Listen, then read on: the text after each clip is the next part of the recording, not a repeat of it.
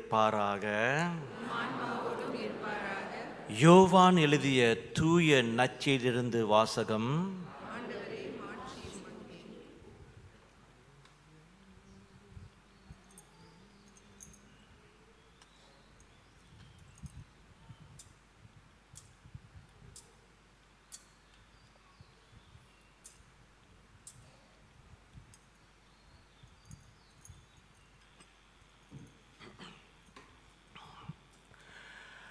அன்று வாரத்தின் முதல் நாள், அது மாலை வேளை.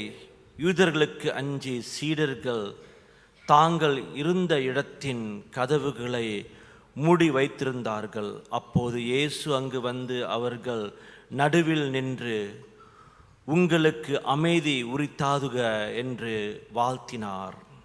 இவ்வாறு சொல்லிய பின் அவர் தம் கைகளையும் விலாவையும் அவர்களிடம் காட்டினார். ஆண்டவரை கண்டதால் சீடர்கள் மகிழ்ச்சி கொண்டார்கள். இயேசு மீண்டும் அவர்களை நோக்கி, உங்களுக்கு அமைதி உரித்தாகுக. தந்தை என்னை அனுப்பியது போல நானும் உங்களை அனுப்புகிறேன் என்றார். இதை சொன்னிய பின் அவர் அவர்கள் மேல் ஊதி, தூய ஆவியை பெற்றுக்கொள்ளுங்கள். எவருடைய பாவங்களை நீங்கள் மன்னிப்பீர்களோ அவை மன்னிக்கப்படும், எவருடைய பாவங்களை மன்னியாதிருப்பீர்களோ அவை மன்னிக்கப்படா என்றார். இருவருள் ஒருவரான தித்திம் என்னும் தோமா இயேசு வந்தபோது அவர்களோடு இல்லை. மற்ற சீடர்கள் அவரிடம், ஆண்டவரை கண்டோம் என்றார்கள். தோமா அவர்களிடம், அவருடைய கைகளில் ஆணிகளால் ஏற்பட்ட தழும்பை பார்த்து, அதில் என் விரலை விட்டு அவர் விலாவில் என் கையை இட்டாலன்றி நான் நம்ப மாட்டேன் என்றார். 8 நாள்களுக்கு பின் அவருடைய சீடர்கள் மீண்டும் உள்ளே கூடியிருந்தார்கள். அன்று தோமாவும் அவர்களோடு இருந்தார். கதவுகளும் மூடப்பட்டிருந்தது. இயேசு உள்ளே வந்து அவர்கள் நடுவில் நின்று, உங்களுக்கு அமைதி உரித்தாகுக என்று வாழ்த்தினார். பின்னர் அவர் தோமாவிடம், இதோ என் கைகள், இங்கே உன் விரலை இடு, உன் கையை நீட்டி என் விலாவில் இடு, ஐயம் தவிர்த்து நம்பிக்கை கோள் என்றார். தோமா அவரை பார்த்து, நீரே ஆண்டவர், நீரே என் கடவுள் என்றார். இயேசு அவரிடம், நீ என்னை கண்டதால் நம்பினாய், காணாமலே நம்புவோர் பேறு பெற்றோர் என்றார். வேறு பல அரும் அடையாளங்களையும் இயேசு தம் சீடர்கள் முன்னிலையில் செய்தார். அவையெல்லாம் இந்நூலில் எழுதப்படவில்லை. இயேசு இறை மகனாகிய மெசியா என நீங்கள் நம்புவதற்காகவும் நம்பி அவர் பேரால் வாழ்வு பெறுவதாக்குமே இந்நூலில் உள்ளவை எழுதப்பட்டுள்ளன.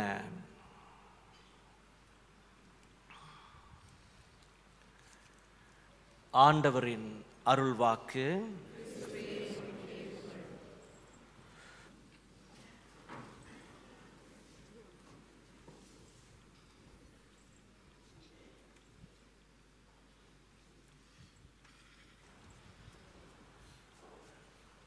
கடவுள் நம்மை நம் நல்லவர்களால அவர் நம்மை நேசிக்கவில்லை. அவர் நம்மளை நேசிக்கிறதுனால நாம் நல்லவர்களாக வந்து கொண்டிருக்கின்றோம். புரியுதுங்களா? Not because you are good that God loves you. Because God loves you that you are becoming good. புரியுதுங்களா? நம்ம நினைச்சுக்கிறோம் நான் நல்லவன் அதனால கடவுளை நேசிக்கிறாரு. அல்ல, கடவுள் நம்மளை நேசிக்கிறதுனால தான் நம் நல்லவர்களாக மாறிக்கொண்டு வருகின்றோம். இன்றைக்கு இரக்கமான இறைவன் ஆண்டவருடைய ஞாயிறை கொண்டாடுகின்றோம். ஏன் இதை கொண்டாடுறோம்?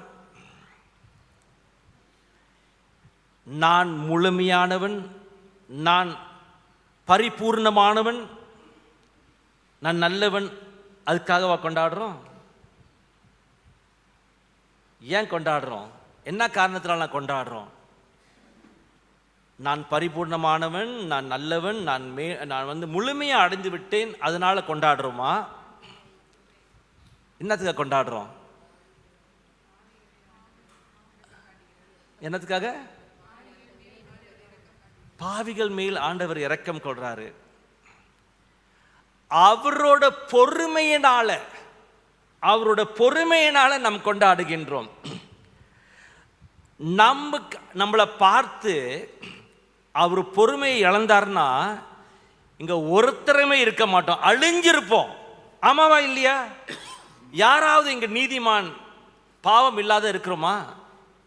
எல்லாம் பாவம். அப்படியா பாவியா இருந்த போதிலும் அவர் எவ்வளவு பொறுமையாக இருக்கின்றார். அவருடைய பொறுமையைத்தான் நாம் கொண்டாடுகின்றோம். Because of his patience, he is so merciful. அவருடைய பொறுமையினால அவர் ரொம்ப இரக்கம் உள்ளவர். அதைத்தான் நாம் கொண்டாடுகின்றோம்.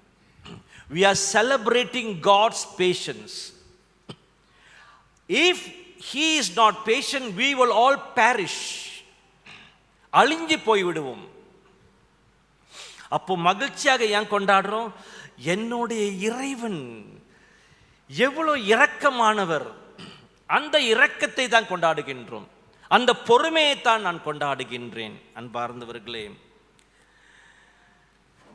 இரக்கம் ரொம்ப எளிதானது, வெரி சிம்பிள். ஏன் தெரியுமா இரக்கம் ரொம்ப சிம்பிளானது, எளிதானது?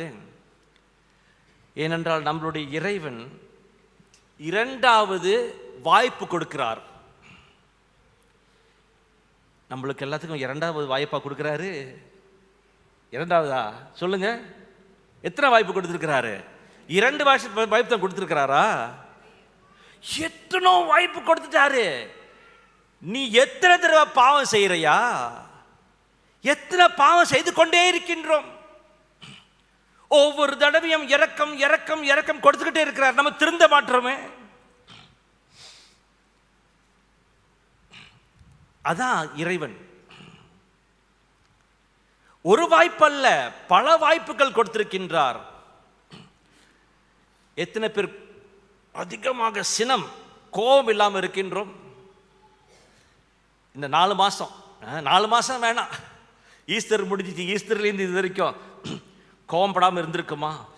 இயேசு உயர்த்திட்டார், ஹல்லேலூயான்னு சொல்லிட்டு மறுநாள் டாய் போச்சு.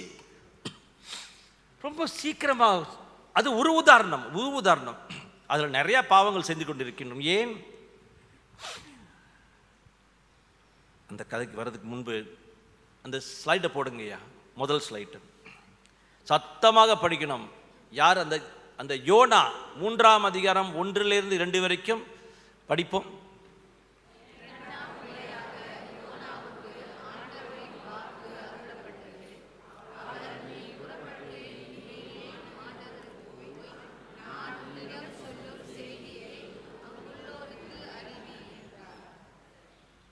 இரண்டாம் முறை.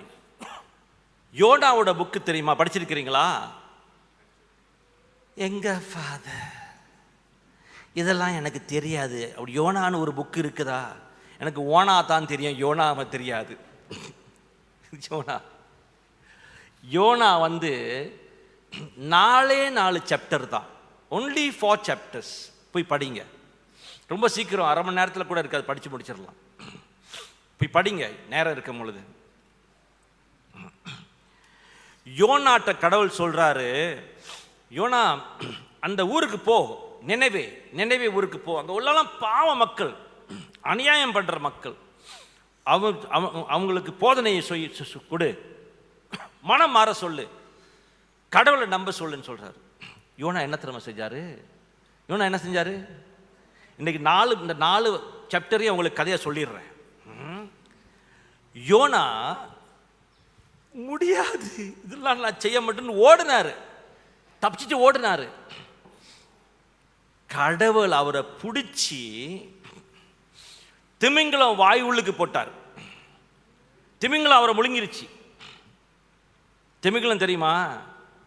இந்த வெயிலா ஒரு பெரிய மீன், அது உள்ளுக்கு வாய் உள்ளுக்கு போயிட்டாரு உள்ளுக்கு. யோனா உள்ளுக்கு இருந்து கத்துறாரு. நீங்கள் இப்போ மீன் வாய் உள்ளுக்கு போட்டீங்களா எப்படி இருக்கீங்க? அப்படியே தியானம் பண்ணுவீங்க. உள்ளுக்கு போயிட்டு பார்த்துறாரு. கடவுள் அதிகமான இரக்கம் உள்ளவர். அந்த வாயிலிருந்து அந்த மீன் அவரை துப்பி விட்டது. முதல் கடல் கொந்தளிப்பு, அப்புறம் அந்த அவர் மீன் உள்ள அவர் கப்பலில் போகும்பொழுது விழுந்து கடலில் அந்த மீன் வாய் உள்ளுக்கு போயிட்டாரு. அப்புறம் மீனே கக்கி எடுத்துருச்சு, அவரை துப்பிருச்சு. ஆண்டவர் திருப்பி பிடிச்சிட்டாரு அவரை 2வது தடவை. நினைவேக்கு போ, 2வது படிச்சோம்ல, 2வது தடவை அவர் கூப்பிட்டுருக்கிறாரு. நம்மளெல்லாம் எத்தனை தடவை கூப்பிட்டுருக்கிறாரு? ஃபாதர் வாய் கிழிக்க வெளியே வாங்கடான்னு சொல்லிக்கிட்டே இருக்கிறேன். பல தடவை கூப்பிட்டுட்டேன். என் மூலமாக கடவுள் உங்களுக்கு கூப்பிடுறாரு. சில பேர் வரதே இல்லை. ஆண்டவர் அவர் கூப்பிடுறாரு 2வது தடவை. அப்புறம் என்ன நடந்துச்சு?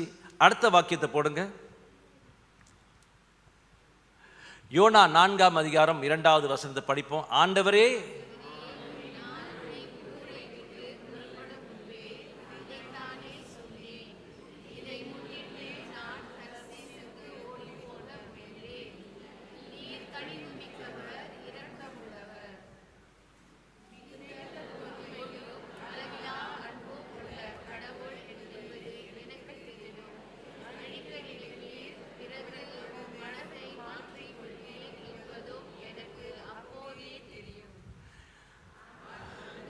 இல்லை முதல்ல தான்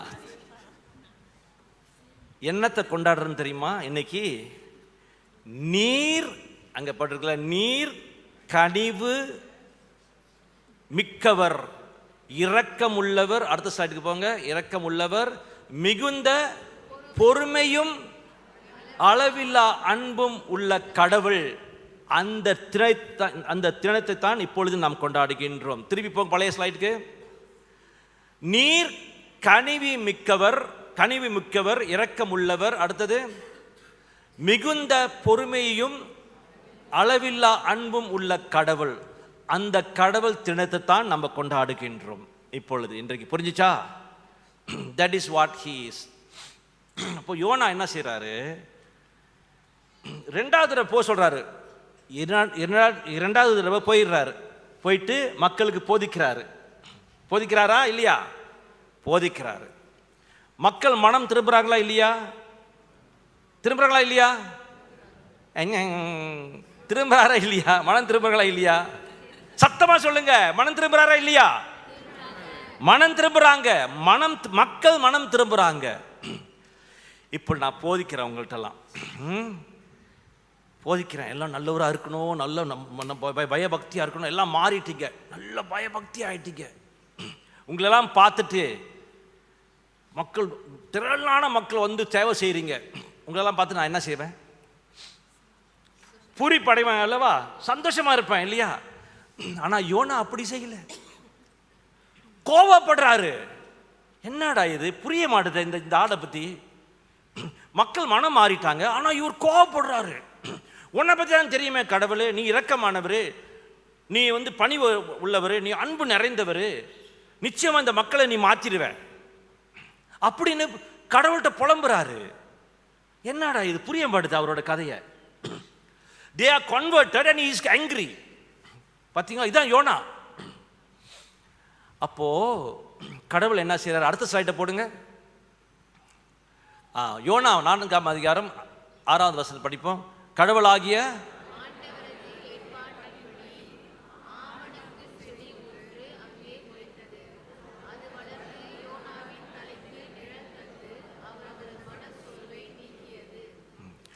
ஒரு அந்த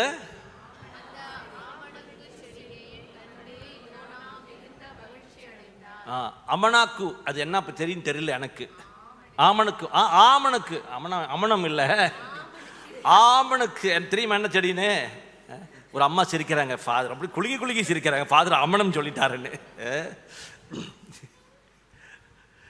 ஏதோ ஒரு செடியை அவர்